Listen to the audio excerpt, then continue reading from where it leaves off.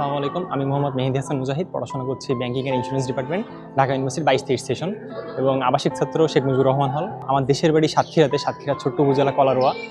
ওটাই আমার গ্রামের বাড়ি, ওইখান থেকেই উঠে আসা আমার। এবং আমার পরিবারে আমার আব্বু আম্মু এবং ছোটো বোন আছে, সেও একজন স্টুডেন্ট।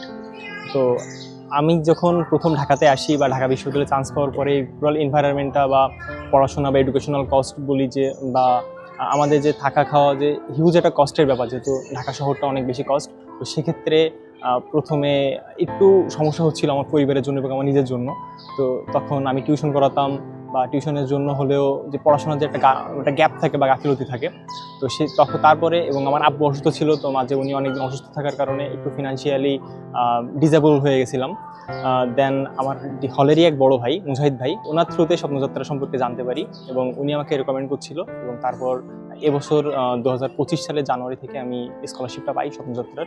এবং এটা অ্যাকচুয়ালি আমার পড়াশোনায় এবং আমার পার্সোনাল ক্যারিয়ারেও অনেক বড় বা ফিনান্সিয়ালি অনেক বেশ একটা ভালো সাপোর্ট প্রত্যেক মান্থে যে এটা পাই। এবং এটা হলো মেন্টাল মানে রিলিফ দেয় অনেকটা, যে ফিনান্সিয়াল নিয়ে যে চিন্তাভাবনাটা, এটা আমাদের অনেক দূর করে। এবং অবশ্যই স্বপ্নযাত্রার জন্য অনেক অনেক শুভকামনা থাকবে। যারা মানুষের হেল্প করতে চান বা প্রপার প্ল্যাটফর্মের কারণে হেল্প করতে পারেন না, তাদের জন্য অবশ্যই স্বপ্নযাত্রা একটি নির্ভরযোগ্য এবং প্রপার প্ল্যাটফর্ম হবে। আপনারা চাইলে এর মাধ্যমে দেশের সর্বোচ্চ মেধাবী বা অ্যাকচুয়ালি যারা নিডি, তাদেরকে রিচ করার জন্য আপনার অবশ্যই সুবিধা হবে।